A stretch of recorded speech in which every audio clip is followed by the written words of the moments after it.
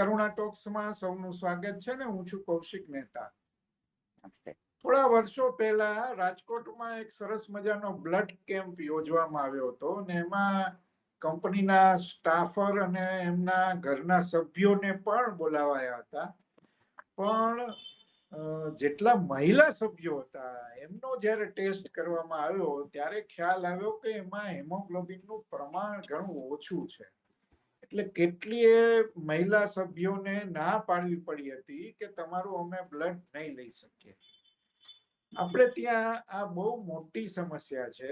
કિશોરીથી માંડી અને મહિલા એટલે કે 15-16 વર્ષની ઉંમરથી માંડી 60-70 વર્ષની ઉંમરની મહિલાઓમાં હિમોગ્લોબિનની ઉણપનો બહુ મોટો પ્રશ્ન છે. 2023માં સંસદમાં જે રિપોર્ટ રજૂ થયો એમાં જો ગુજરાતના આંકડા કન્સિડર તમે કરો તો 15-69 વર્ષની ઉંમરની મહિલાઓમાં 69% મહિલાઓમાં હિમોગ્લોબિનની ઉણપ હતી અને 57% બહેનો એનિમિયાથી પીડિત હતા.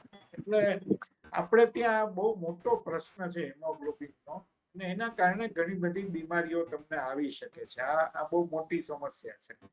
આ સમસ્યાનો ઉકેલ કઈ રીતે લાવવો, કારણ તો આપણને ખબર પડી કે કારણ આ છે, તો એનું નિવારણ શું કરવું, આ બંને પાસાઓ ઉપર કામ થઈ રહ્યું છે. અને ભાવનગરમાં બહુ જાણીતી સંસ્થા શિશુ વિહાર અને CBS ને બીજી કંપનીઓ સાથે રહી દર વર્ષે જે આંગણવાડીઓ છે ભાવનગરની, એમાં કિશોરીઓ જે આંગણવાડીઓ સાથે જોડાયેલી છે એમનું પરીક્ષણ થાય છે અને એમનું હિમોગ્લોબિન કેટલું છે એ જોવામાં આવે છે ને પછી એનો ઉપચાર કરવામાં આવે છે. એમાં દવાથી માંડી અને વેક્સિન સુધીના ઉપાયો જે છે એ અજમાવવામાં આવે છે. અને ગઈ 7 એપ્રિલથી એ આખો ડ્રાઈવ શરૂ થયો છે ભાવનગરમાં. પણ આ પછી શું, એ બહુ મહત્વનો મુદ્દો છે. એટલે આજે એની ચર્ચા કરવી છે ને એને ચર્ચા કરવા માટે આજે આપણી સાથે શિશુ વિહારના મંત્રી શ્રી નાનકભાઈ ભટ્ટ, જે બહુ જાણીતા શિક્ષણવિદ તો છે જ, પણ લેખક છે, ચિંતક છે, વક્તા પણ છે ને શિશુ વિહારની પ્રવૃત્તિથી આપણે બધા પરિચિત છીએ. અને સાથે બે મહિલા ડોક્ટર્સ પણ જોડાયા છે. એક છે ડોક્ટર છાયા રાણીંગા, જે ન્યુટ્રિશિયન પણ છે, એના નિષ્ણાત છે ખોરાકના. અને બીજા છે ડોક્ટર ભાવિકા પરીખ, જે કન્સલ્ટન્ટ ફિઝિયો છે અને મહિલા રોગોના જાણકાર છે. એમનો વિડીયો નથી, ચહેરો નથી દેખાતો, એટલે જરા ભાવિકાબેન તમે વિડીયો ઓન કરજો. આપણે આજે આની ચર્ચા કરવી છે, પણ શરૂઆત તમારો ફ્રન્ટ કરવો પડશે નાનકભાઈ. હા, ઓકે. હાજી હાજી. તો નાનકભાઈ, તમારાથી શરૂઆત કરીએ કે આ શિશુ વિહાર દ્વારા દર વર્ષે આવો ડ્રાઈવ કરવામાં આવે છે, આ ક્યારથી કરવામાં આવે છે ને કઈ રીતે આ ડ્રાઈવ થાય છે, પેલા એની માહિતી આપો. જી નમસ્તે દર્શક મિત્રો. વિશેષતઃ કરુણા ટોક અને કૌશિકભાઈનો આભાર કે આવા સરસ વિષય સાથે બધા લોકોની જાગૃતિનું કામ એ કરે છે. જી. શિશુ વિહાર એ એક ભાવનગરની સેવા સંસ્થા છે અને અમારું મુખ્ય કામ સેવા અને શિક્ષણનું કામ છે. પણ અવૈધિક તાલીમ એટલે સ્કિલ ટ્રેનિંગ ઉપર અમે કામ કરીએ છીએ. પણ અમે માનીએ છીએ કે શિક્ષણનું કામ સેવાના માધ્યમથી થવું જોઈએ. એટલે શિશુ વિહાર વિવિધ પ્રકારની સેવાકીય પ્રવૃત્તિઓ જે અમે કરીએ છીએ એમાં એક નાનકડો ખ્યાલ આપીને હું મૂળ વાત ઉપર આવીશ કે અમે દર વર્ષે લગભગ 24 જેટલા નેત્રયજ્ઞ કરીએ છીએ. અને 24 નેત્રયજ્ઞ દરમિયાન વર્ષ 2014 થી 24 એમ 10 જ વર્ષના આપને ફિગર આપું તો છેલ્લા 10 વર્ષમાં અમે 34,515 દર્દીઓની ઓપીડી કરીને એ લોકોને ફ્રી ઓફ કોસ્ટ કેટરેક્ટની સુવિધા, સર્જરીની સુવિધા આપી છે. એ પાછા આપણા રાજકોટમાં જોડાયેલા શિવાનંદ આય હોસ્પિટલ સાથે જ અમારું એ કામ સરસ રીતે ચાલે છે. અમે એક ઉકાળા પરબ ચલાવીએ છીએ. સવાર, બપોર અને સાંજ 3 વખત બાળકો માટે ઔષધિ પરબ છે આ. અને 10 વર્ષ દરમિયાન, છેલ્લા 10 જ વર્ષ દરમિયાન 3,64,706 બાળકોએ એ પ્રવૃત્તિનો લાભ લીધો છે. દ્રષ્ટિ ચકાસણી એ પણ અમારું એક મુખ્ય કામ છે. અને ખાસ જેને આપણે બેતાળા કહીએ છીએ, 50 વર્ષની ઉંમર વધી ગઈ હોય એ લોકોને જે નજીકના જોવાના ચશ્મા આવે છે, તો એના જે અમે કેમ્પ કર્યા છે એ દ્વારા અમે 17,271 લોકોને પણ લાભ આપ્યા છે. પોસ્ટ હોસ્પિટલ સર્વિસ તરીકે માંદગી સાધન સહાય નું કામ પણ અમે કરીએ છીએ. એમાં પણ અમે લગભગ દર વર્ષે 7,000 લોકોને આવા જરૂરિયાતમંદોને સાધન આપીએ છીએ. ગામડાઓમાં જઈને શિબિર કરીએ છીએ, ત્યાં બાળકોનું સ્વાસ્થ્ય, ત્યાં દર વર્ષે લગભગ અમે 16,000 લોકોને ત્યાં કવર કરીએ છીએ. એવી રીતે ડોક્ટર ભાવિકાબેન આપણી સાથે છે. તો ફિઝિયોથેરાપીમાં પણ અમે દર વર્ષે લગભગ છેલ્લા 10 વર્ષમાં 28,000 લોકોને સેવા આપી છે. હોમિયોપેથીનું સેન્ટરમાં પણ 3,281 લોકોને આપી છે. એવી રીતે કુપોષિત બાળકો, તો કુપોષિત બાળકો પણ જે અંડર નરિશ છે એવા 6,44,000 બાળકોને અમે ખાલી માત્ર પોષણ યુક્ત ખોરાક આપ્યો છે એવું નહીં, પણ એનું પીરિયોડિકલ મોનિટરિંગ પણ કર્યું છે.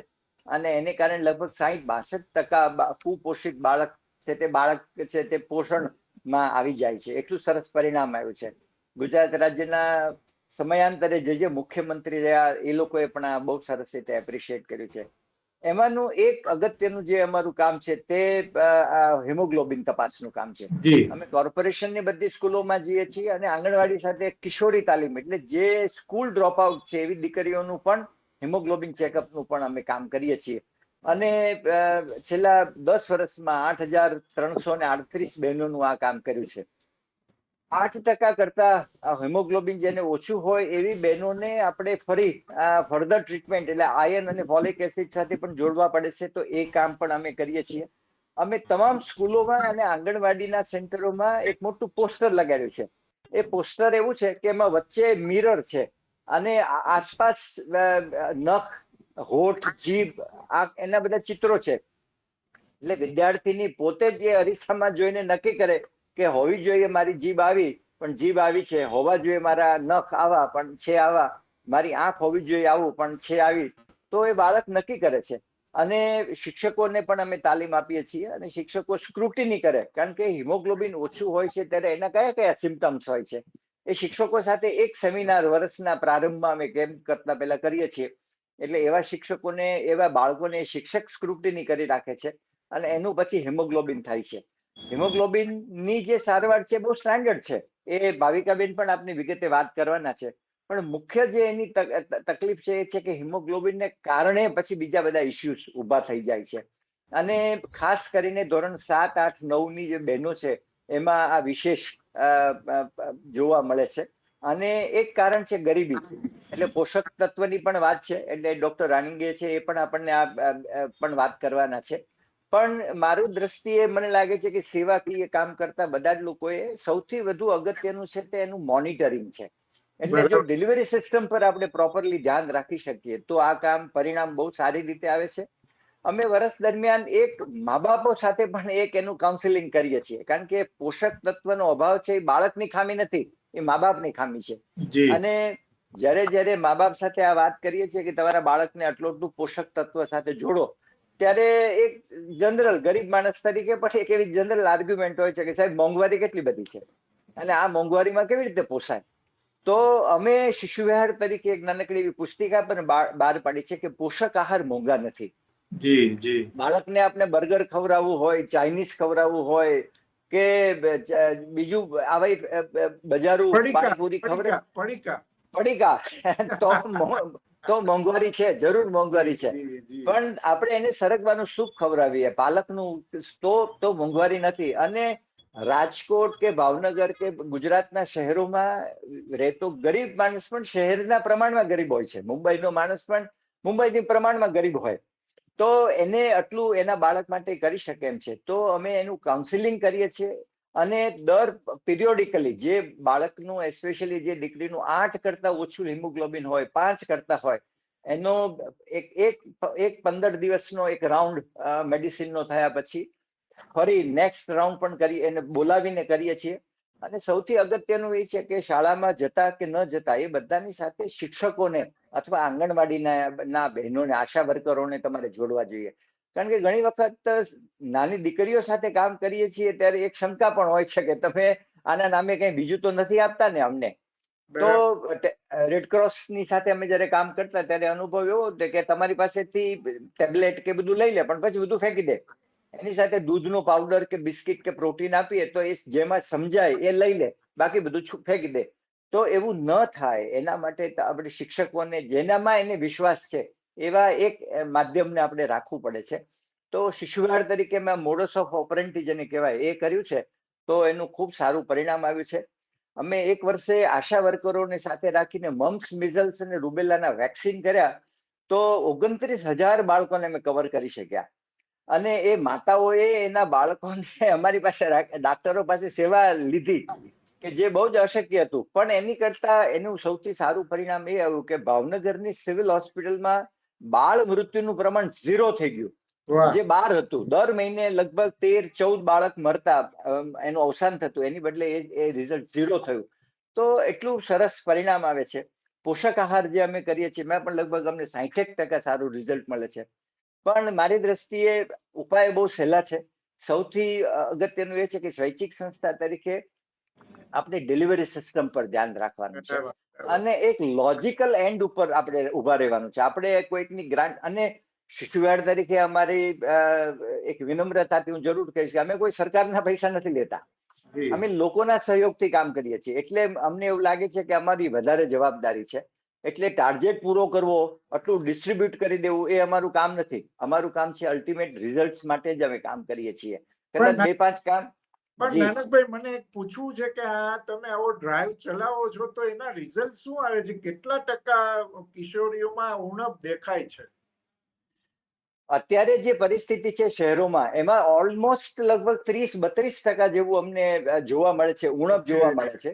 અને રિઝલ્ટ અમે જયારે પ્રયત્ન આ બધા આજના ટ્રાય કરીએ છીએ, પછી લગભગ 60-68 કે 70% સુધી રિઝલ્ટ આવે છે. બહુ સરસ. પહેલા સ્ટ્રોકમાં, ફર્સ્ટ સ્ટ્રોક.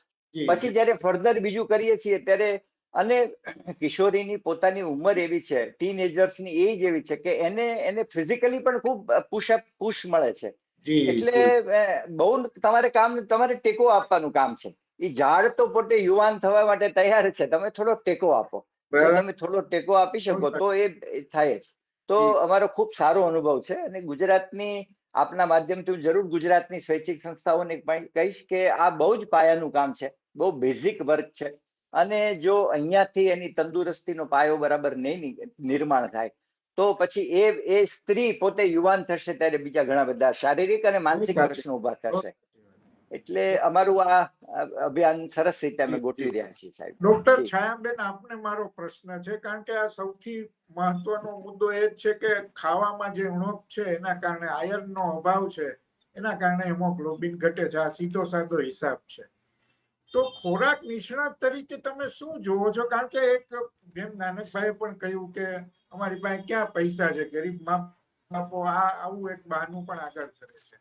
પણ મને લાગે છે કે ઉપાય બહુ સહેલો છે. ખોરાકમાં આયર્ન કઈ રીતે વધારે મેળવવું જેથી હેમોગ્લોબિન તમારું જળવાઈ રહે, 10-12% તો રહે ને રહે. તો આ વિશે તમારો અભિપ્રાય આપો. જી. ફર્સ્ટ ઓફ ઓલ તો થેન્ક યુ કે હું આ કન્વર્ઝેશનમાં આજે જોઈન થઈ છું. અને જે તમે સવાલ પૂછ્યો અને સરે જે રીતે વાત કરી છે કે અત્યારે બધા જે પેરેન્ટ્સ છે ઈ એવી રીતનું બહાનું કાઢે છે કે ભાઈ અમે આવી રીતે અમારા ઈ જે ખોરાક જે હોય છે એ બધો બહુ મોંઘો આવે છે, તો તમે જે રીતે ઈ ખવડાવો છો એના કરતા ઈ જ તમે પૈસા જે છે એ સારી વસ્તુમાં ઉપયોગ કરો. જેમ કે ફ્રૂટ્સ છે, આપણે જે વેજીટેરિયન ખોરાક છે એમાં તો સૌથી વધારે આપણને આયરન મળી શકે છે. ફોર એક્ઝામ્પલ છે, આપણે વેજીટેબલ્સમાં ગ્રીન લીફી વેજીટેબલ્સ મળે છે, સ્પિનેચ છે, બ્રોકોલી છે, પછી ડ્રાય ફ્રૂટ્સ છે. તો એ બધી વસ્તુ છે. ચલો ડ્રાય ફ્રૂટ્સ ને આપણે મૂકી દઈએ, પણ ફ્રૂટ્સ છે, ફ્રૂટ્સ તમે સિઝનલ ફ્રૂટ્સ લો. ને બેન, બ્રોકોલી પણ બહુ મોંઘું આવે છે. પણ બીટ લઈ મારે શકે. તમારી પાસેથી એ જાણવું છે નહીં, કે આપણી જે પરંપરાગત રસોડું છે, આપણું જે સામાન્ય આપણી રસોઈ થાય છે, રસોઈ થાય એમાં છે. આયર્નની ઉણપ ન રહે એવું કઈ રીતે થઈ શકે? એવું છે કે જો તમે વેજીટેબલ્સ, લીફી વેજીટેબલ્સમાં પછી ખાલી એક બ્રોકોલી નહીં, બટ આ તો જસ્ટ એક એક્ઝામ્પલ છે. ના, સ્પિનેચ સમજી ગયો, છે, સમજી ગયો. બીટ લઈ શકાય. બીટરૂટ છે, કેરટ્સ છે, એ બધી જે વસ્તુ છે એ એટલી બધી મોંઘી નથી આવતી. ફ્રૂટ્સ છે, બનાના તો રેગ્યુલર આવતા જ હોય છે, બરાબર છે, ઈ તમે લઈ શકો. ઈ સિવાયના તમે ફાઈબર રિલેટેડ ફ્રૂટ્સ લઈ શકો છો. એપલ છે, પછી આપણે બટેટા છે. જી જી હા, સૌથી સરગવો. સસ્તું છે. જી, અને સરગવો અને ઘરમાં તમારે સરગવાના પાન. જી જી હા, પછી જે તમે યુટેન્સિલ્સ તમે યુઝ કરો છો, જેમાં આયરન યુટેન્સિલમાં તમે અગર રસોઈ બનાવો છો તો એમાંથી બી તમને આયરન મળે છે. બરાબર છે, બરાબર. મને લાગે છે આનો એક સરસ મજાનો ઉપાય નાનકભાઈ થોરનું શરબત પણ છે. બહુ મોટો Exactly. ખજાનો છે, હિમોગ્લોબિન નો બહુ ખજાનો. તમને હું આમાં અહીંયા એડ કરીશ. મારે એટલે કરવું છે મારે કે અમે અહીંયા ફૂલછાપમાં હું જ્યારે હતો ત્યારે અમારે વીડી બાલા નવરંગ નેચર ક્લબ બહુ સારા પર્યાવરણવાદી એ ફોરેસ્ટ ઓફિસર હતા. જસદણ વિસ્તારમાં થોરના ફૂલો એટલે લેવાનું ઓલું ત્યાં બહેનોનું કામ. પણ આ થોરનું શરબત સાહેબ વેચાય નહીં, કોઈ લે નહીં. એવી બહુ ખરાબ સ્થિતિ હતી કે મહિને માંડ 2-3 બોટલ એની વેચાય, એટલી બધી ઓલી હતી. એમાંથી અમને વિચાર આવ્યો કે ફૂલછાપમાં આપણે આનું વેચાણ શરૂ કરીએ અને વાજબી ભાવે એકદમ. અને અમે શરૂ કર્યો ને આજે એ વાતને લગભગ હું માનું છું કે 12-14 વર્ષ થઈ ગયા. આજે એટલું બધું થોરનું શરબત વેચાય છે ને એ બહેનો પ્રિઝર્વેટિવ વગર થોરનું શરબત આપે છે. અને જે લોકો લઈ જાય છે એમનો અનુભવ બહુ સારો છે કે ભાઈ આ હિમોગ્લોબિન વધારવાનો આ સૌથી સરળ ઉપાય છે. અને તમે શરબત તરીકે પણ એનો ઉપયોગ કરી શકો છો ઘરમાં. તમે એમ કે એમાં જરા તમે જીરું અને લીંબુ નીચે હોઈને પીવો તો બહુ મજા આવે એવું કામ હોય છે. એટલે આ પણ એક ઉપાય છે. ભાવિકાબેન, આપનો અનુભવ બહેનો સાથેનો વધારે હોય એ બહુ સ્વાભાવિક છે. તો બહેનો આ જે હિમોગ્લોબિનની ઉણપ છે એને કેટલી ગંભીરતાથી લે છે? આ સૌથી મહત્વનો પ્રશ્ન તો આ છે કે ભાઈ તમને હિમોગ્લોબિન ઓછું છે પણ એને તમે કઈ રીતે લો છો? તો પછી આગળ સારવારની વાત આગળ વધે છે. ત્યાં સુધી બહુ મુશ્કેલી છે. સાચી વાત છે સર તમારી. પણ સૌથી પહેલા તો જે બધી બહેનો છે ને એને આપણે હેમોગ્લોબિન નું ઇમ્પોર્ટન્સ શું છે એ તો પેલા ખબર જ નથી હોતી કોઈને. બધા એમ કે મારું હેમોગ્લોબિન ઓછું છે, મારું હેમોગ્લોબિન ઓછું છે, આને હેમોગ્લોબિન ની તકલીફ છે. પણ હેમોગ્લોબિન મેન્ટેન શું કામ કરીએ, એનું ઇમ્પોર્ટન્સ શું છે આપણા શરીરમાં, પેલા એ તો આપણે સમજીએ. ધારો કે હેમોગ્લોબિનના 4 મેઇન રોલ હોય છે આપણા બોડીમાં. સૌથી પહેલું તો આપણે જે આરબીસી હોય, રેડ બ્લડ સેલ્સ, એની અંદર એ જોડાઈને આપણા શરીરના બધા જ ભાગમાં ઓક્સિજન પહોંચાડે છે. એ એનો મોસ્ટ ઇમ્પોર્ટન્ટ રોલ છે. બીજો રોલ છે ગેસિયસ એક્સચેન્જ કરવું. એટલે આપણે જે શ્વાસ લઈએ છીએ, ઓક્સિજન લઈએ છીએ અને જે પછી કાર્બન ડાયોક્સાઇડ બહાર આપીએ છીએ, એ કાર્બન ડાયોક્સાઇડ અને ઓક્સિજનનું મેન્ટેન કરવું, ગેસિયસ એક્સચેન્જ, એનો બીજો રોલ છે. ત્રીજો રોલ છે એ આપણા બ્લડને રેડ કલર આપે છે, જેના લીધે આપણે ગરમી કે આપણા બોડીનું જે ટેમ્પરેચર છે ને એ મેન્ટેન રહે છે, નિયંત્રણમાં રહે છે. એ ત્રીજો રોલ છે. અને ચોથો રોલ છે એસિડ બેઝ નું બેલેન્સ રાખવું. હવે જ્યારે આ ચારેય રોલ તમારા બોડીમાં વ્યવસ્થિત રીતે ચાલતા હોય ને, ત્યારે તમે એક આમ નોર્મલ ઇન્ડિવિજ્યુઅલ તરીકે તમે રહી શકો. નહીતર જો આ રોલમાંથી એક પણ રોલમાં કંઈક ઊંચ નીચ આવે એટલે તમને હેમોગ્લોબિન અછતના સિમ્ટમ્સ તરત દેખાઈ આવે. તો જ્યારે આ રોલની આપણને ખબર જ નથી તો આપણે એને મેન્ટેન કઈ રીતે કરી શકશું? બરાબર. એ જાગૃતિનો આ સવાલ છે. હા, એટલે મેન તો ઈ જ છે. મેન ઈ જ વસ્તુ છે કે આપણને એનો રોલ ખબર હોવી જોઈએ. હવે જો ઓક્સિજન આપણા બધે શરીરમાં ઓછું પહોંચે તો પછી આપણે કેવી રીતે, બાળકમાં જો મગજમાં ઓક્સિજન ઓછું પહોંચે તો એને માનસિક રીતે ખોડખાં પણ આવે. એ એના ભણતરમાં કે એની કોઈ મિનિમમ એક્ટિવિટીમાં ધ્યાન ના આપી શકે. અને એ ફિઝિકલી એટલું બધું ડેવલપ પણ ન થાય, કારણ કે એને પૂરતું પ્રમાણમાં ઓક્સિજન એના બ્રેઇનને કે એના બીજા કોઈ પાર્ટ્સને મળતું જ નથી. એટલે સેમ એ વસ્તુ ફિમેલ આપણે કમ્પેર કરીએ, ટીનેજમાં બંને એજ ગ્રુપ્સ હોય છે, મેલ અને ફિમેલ. બંને એજ ગ્રુપ અફેક્ટેડ તો હોય જ છે, કારણ કે હેમોગ્લોબિન બંને એજ ગ્રુપમાં તકલીફ વાળી વસ્તુ છે. પણ આપણે જો સર્વે કરીએ અને કમ્પેર કરીએ તો મોસ્ટ પ્રોબેબલી ફિમેલ્સ, ગર્લ્સ વધારે અફેક્ટેડ હોય છે. કારણ કે અત્યારે જે જંક ફૂડનો ટ્રેન્ડ ચાલી રહ્યો છે, અત્યારે એ લેવલમાં કોમ્પિટિશન ચાલી રહી છે છોકરાઓ વચ્ચે. જે જંક ફૂડ જેને જે ટેસ્ટ કર્યું હોય તે આમ કહેવાય ને કે સારા ઘરના એમ. બધા જ ઉચ્ચ પ્રકારના જંક ફૂડ જેને ટેસ્ટ કરી લીધા હોય એ સારા ઘરના કહેવાય એમ. એટલે એ એટલે બધી તો બાબતમાં એ લોકો એટલે તો આ છોકરાઓમાં બર્ગર ડે ને પિઝા ડે ને એવું બધું ઉજવણી થાય છે. જી. હા અત્યારનો એ ટ્રેન્ડ છે. પેલાના એટલે એની જગ્યાએ આપણે સ્કૂલમાં એવી અવેરનેસ ક્રિએટ કરી શકીએ કે તમે ગ્રીન લીફ વેજીટેબલ્સ ડે રાખો. જેમ મેમે કીધું બહુ કે સાચી ગ્રીન વાત. લીફી વેજીટેબલ્સમાં આયર્ન મળે છે, એટલે એ એક વીકમાં એક ડે એ ફરજિયાત રાખી દો કે તમારે જી. કોઈ પણ એક ડિશ ગ્રીન લીફી વેજીટેબલ્સ ની બનાવવાની અથવા તે લઈ આવવાની તમારા ટિફિનમાં. બરાબર. એટલે એ રીતે આપણે એક અવેરનેસ ક્રિએટ કરી શકીએ. અને એક તો એ નથી, એના લીધે શું થાય છે કે પેરેન્ટ્સનો અને સ્ટુડન્ટ્સનો કે કિશોરી અવસ્થામાં જે બધી છોકરીઓ છે એનો ઇગ્નોરન્સ આ પ્રત્યે ખૂબ વધી જાય છે કે થાક તો લાગે જ છે ને, ફીકી તો દેખાવ જ છું ને, એમ હા, એટલે મોટી થશે એટલે બેદરકારી. સારું થઈ જશે. હા, પછી બેદરકારી દાખવે છે એના. હા એક્ઝેક્ટલી. એટલે મોટી બેન થશે ને એટલે બેન મહત્વનો હવે બીજો સવાલ એ છે કે તમને હેમોગ્લોબિન ઘટે છે તો એની શું શું અસરો આવે છે? કઈ બીમારી આવી શકે છે? હવે હેમોગ્લોબિન ના આપણે હેમોગ્લોબિન એક તો લેબોરેટરીમાં ટેસ્ટ કરાવીએ એ તો આપણને ખબર પડી જાય. કમ્પ્લીટ સીબીસી કાઉન્ટ કરીએ આપણે ક્યારે પણ તો એનાથી આપણને ખબર પડી જાય કે એનું એચબી આપણા શરીરમાં એચબી ઓછું છે. પણ એની સિવાય આપણે ઓળખી શકીએ એવા કેવા સિમ્ટમ્સ છે તો કે પેલું ઈ છે કે તમને આખો દિવસ જનરલ ફટીગ, તમને થાક જ લાગ્યા કરે, તમને નબળાઈ ફીલ થાય, તમારી પૂરતી ઊંઘ થઈ હોય પણ તમને બોડીમાં ફ્રેશનેસ ફીલ જરાય ન થાય. તે તેનું પહેલું સિમ્ટમ છે. પછી બીજું સિમ્ટમ એનું એ છે કે તમારી સ્કિન ડ્રાય અને પેલ થઈ જાય, એકદમ ફિક્કા લાગો તમે, તમારા નેલ્સ એકદમ યલો લાગે અને પેલનેસ આવી જાય તમારી સ્કિનમાં. એ તેનું બીજું સિમ્ટમ છે. પછી ત્રીજું સિમ્ટમ્સ એ છે કે તમે કોઈ પણ એક્ટિવિટી તમે ફિઝિકલી લો કે તમે રમત ગમત લો કે તમે ભણતર લ્યો, તમે કોન્સન્ટ્રેશન ન આપી શકો. બરાબર. કારણ કે તમારા બ્રેનમાં પૂરતું ઓક્સિજન મળતું નથી અને બ્રેનને એક્ટિવિટી કરવા માટે ઓક્સિજન જોવે. જો એને પૂરતું ઓક્સિજન ન મળે તો તે કોઈ પણ એક્ટિવિટીને કોન્સન્ટ્રેટ અથવા ફોકસથી નો એક્ટિવિટી કરી શકે. બરાબર. એટલે એનું ત્રીજું સિમ્ટમ છે. પછી તમને ઘડી હેડેક થવું, ચક્કર આવવા, હાથના હથેલી અને પગના તળિયા ખાસ કરીને તમારા ઠંડા જ રહે કાયમી. અને પછી તમને જ્યારે તમે સૂતા હો ડાબી બાજુ કે જમણી બાજુ તમારી હાર્ટબીટ તમને જ સંભળાય.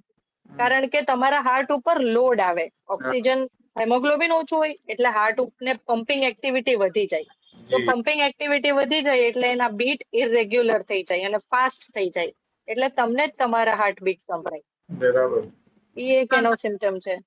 પછી તમને શ્વાસ લેવામાં તકલીફ પડે કારણ કે ગેસિયસ ઓક્સિજન પૂરતું પ્રમાણમાં ન થતું એટલે તમે ઘડીએ ફટાફટ શ્વાસ લ્યો, રેપિડ બ્રીધિંગ કરો, કા તમને ઊંડા શ્વાસ, રેપિડ બ્રીધિંગ વચ્ચે એક ઊંડો શ્વાસ લેવો પડે, રેપિડ બ્રીધિંગ વચ્ચે એક ઊંડો શ્વાસ લેવો પડે. એ કમ્પ્લેન હોય ઘણી વાર. અને ચોથું છે ને લોંગ ટર્મ કન્સિક્વન્સીસ હોય આમાં, કે જેમ આપણે વાત કરી કે બેદરકારી.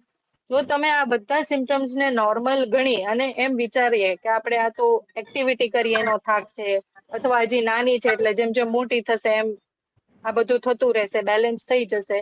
પણ જો તમે આ વસ્તુને ધ્યાન ન રાખો તો એના લોંગ ટર્મ કન્સિક્વન્સીસમાં જ્યારે એ એક ટીનેજમાંથી એના અડલ્ટહુડમાં આવે ત્યારે એને ખૂબ જ તકલીફ પડે. જેમ કે એને પ્રેગ્નન્સી કન્સીવ કરવામાં બહુ પ્રોબ્લેમ પડે. પછી બીજું એ ફિઝિકલી અને મેન્ટલી એટલી ડેવલપમેન્ટ જે એજમાં હોય અડલ્ટહુડના એટલું ફિઝિકલી અને મેન્ટલ એનું બેલેન્સ બોડી અને એનું માઇન્ડ ન થયું હોય. અને ત્રીજું સૌથી મેઇન છે એનું ઇમ્યુનિટી. એની ઇમ્યુનિટી એટલે કે રોગ પ્રતિકારક શક્તિ ખૂબ નબળી થઈ જાય કે એટલે તરત જ ઇન્ફેક્ટેડ થઈ જાય. એને દરેક ઇન્ફેક્શન થવાના ચાન્સીસ રહે કારણ કે આપણા WBC ફાઇટ જ ન કરી શકતો. એને બોડીનો સપોર્ટ જ ન મળે કે એ ઇન્ફેક્શન થી ફાઇટ કરે. ઓકે. એટલે એ બધી વસ્તુને આપણે ખૂબ ધ્યાન દોરવી અને એને એવું સિરિયસનેસ થી લેવી અને જેમ ડાયટમાં બનતું હોય તો ડાયટમાં બધી વસ્તુઓ જંક ફૂડની કમ્પેરિઝનમાં આ બધી રીતે અવેરનેસ ક્રિએટ કરી અને ધ્યાન દોરવું જોઈએ. બહુ સાચી વાત. હવે આ વાત થઈ કે ભાઈ ઉણપના કારણે કેટલી બધી સમસ્યાઓ આવે છે. હવે આનો ઉકેલ શું છે? મારે ત્રણેયના પ્રશ્ન આપને છે કે આનો ઉકેલ કઈ રીતે લાવવો જોઈએ, કારણ કે આ એકવારથી કઈ તમે દવા લઈ લો કે આયનની ગોળી લઈ લો કે રૂબેલા લઈ લો તો એનાથી વાત પતતી નથી. આ જીવનભર એટલે પ્રોસેસ છે અને એ મેન્ટેન થાય તો જ તમારું હોમોગ્લોબિન જળવાય. આની માટે શું શું કરવું જોઈએ? પ્લીઝ થોડું જલ્દી આપણે પૂરું કરીશું. ભાવિકાબેન. જી જી. સૌથી પહેલા તો જો આપણે વાત કરીએ તો એક તો ડાયટ એ મેઇન ઇમ્પોર્ટન્ટ વસ્તુ છે. જેમાં આપણે સવાર કહ્યું એમ હા આપણે સવારે જેમ જાગીએ છીએ અને સૂઈએ છીએ, ડાયટ સાથે તો આપણે રિલેશન હોય ને હોય જ છે. પણ તમે ડાયટમાં મેઇનલી એની પસંદગી કે તમે તમારા ડાયટમાં શું ઇન્વોલ્વ કરો છો, તમે આખા દિવસમાં શું કઈ વસ્તુ લો છો, પહેલા તો એની ઉપર ધ્યાન રાખવાનું. બીજું, એડોલસન્ટ એટલે કે ટીનેજ એજમાં સૌથી મોટી પ્રોબ્લેમ છે હેવી મેન્સ્ટ્રુઅલ ફ્લો. બરાબર. અત્યારને આજની ટ્રેન્ડ કે આજની જનરેશનની બધી ગર્લ્સને અર્લી મેન્સ્ટ્રુએશન આવે છે. હવે અર્લી મેન્સ્ટ્રુએશન ના લીધે હેવી બ્લીડિંગ થાય છે. તો એને ઇગ્નોર ન કરવું, કારણ કે હેવી બ્લીડિંગમાં તમારા આયન્સ, તમારા વિટામિન્સ બધો બ્લડ ફ્લો થતો જાય છે એમાં ને એમાં. એટલે એ ગાયનેકને, સારા એવા ગાયનેકને, કોઈ વ્યવસ્થિત ડોક્ટરને કન્સલ્ટ કરવું અને એને એક સિરિયસ, હું કહી શકું એમ, સિરિયસ ડિઝીઝ તરીકે લેવું અને એનું તરત સોલ્યુશન જે ગાયનેક ડોક્ટર કે એના ફોલોઅપમાં લેવું. આ એક સૌથી બિગેસ્ટ પ્રોબ્લેમ છે ઇન્ડિયામાં, ખાસ કરીને આ ટીનેજમાં. કારણ કે જંક ફૂડના લીધે જે વસ્તુ 18 થી 20 વર્ષ પછી આવી જોવે એ અત્યારે 7મા અથવા 5મા 6ઠા ધોરણની છોકરીઓને આ વસ્તુ જોવા મળે છે.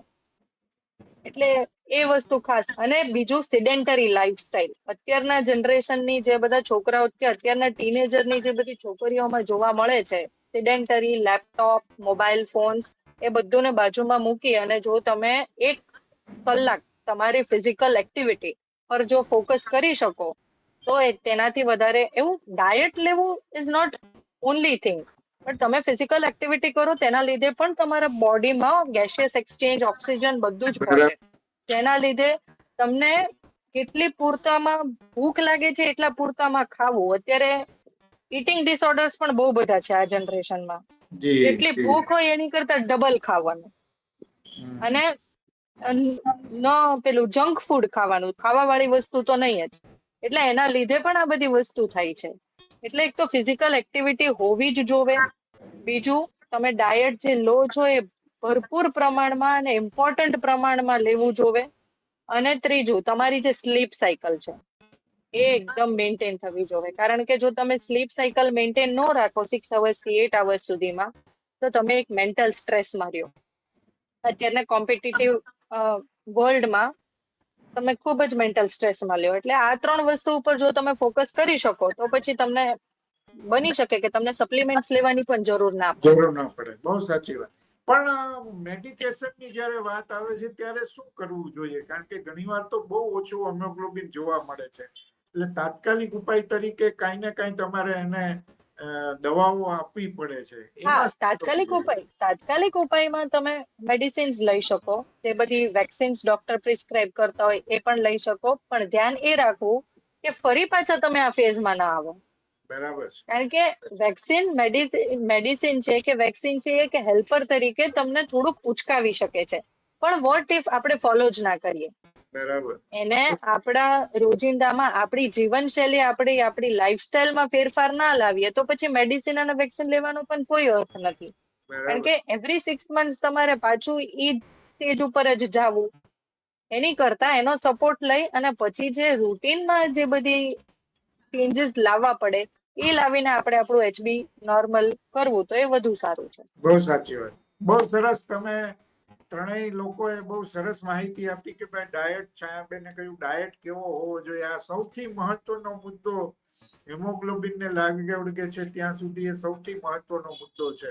અને પછી એની અસરો જો તમે બરાબર ધ્યાન ન રાખો ડાયટમાં તો અસરો કેવી ઘાતક પણ હોઈ શકે છે. અને શિશુ વિહાર જેવી સંસ્થા આની માટે કેર લે છે. આની સંભાળ લે છે અને પાછું એનું ફોલોઅપ પણ જાળવે છે. આ બહુ મહત્વનું છે. ગુજરાતમાં જે આ હિમોગ્લોબિનનું પ્રમાણ આમ તો આખા ભારતમાં આ સમસ્યા છે, પણ ગુજરાતમાં પણ આ સમસ્યા છે. એટલે આપણે જો ગુજરાતની વાત અત્યારે કરતા હોઈએ તો ડાયટથી માંડી અને ખાસ તો સૌથી પહેલા પરીક્ષણ, આ સૌથી મહત્વનું છે કે તમને હિમોગ્લોબિન ઉણપ છે તો પછી એના ઉપાયો થઈ શકે છે. જો તમને એ ખબર નહીં પડે તો ઘણી બધી સમસ્યાઓ આવી શકે છે. પણ સરસ કામ શિશુ વિહાર દ્વારા થયું છે ને. આ બંને ડોક્ટર મિત્રોએ પણ બહુ સરસ મજાની વાત કરી કે ડાયટ આવો હોવો જોઈએ અને આની અસરો જો આપણે ન જોવી હોય તો આટલું કરવું જોઈએ. આપ ત્રણેય જોડાયા અમારી સાથે. હાજી નાનકભાઈ, આપણે પૂરું કરીએ. હું એક ચોક્કસથી મા બાપોને કહીશ કે આ જે ઇસ્યુઝ છે તે બાળક કરતા મા બાપોનો વધારે ઇસ્યુ છે. બહુ સાચું. કારણ કે ટીનેજર્સ છે તે ઇન્ડિપેન્ડન્ટ નથી, એ તમારા ઉપર આશ્રય છે.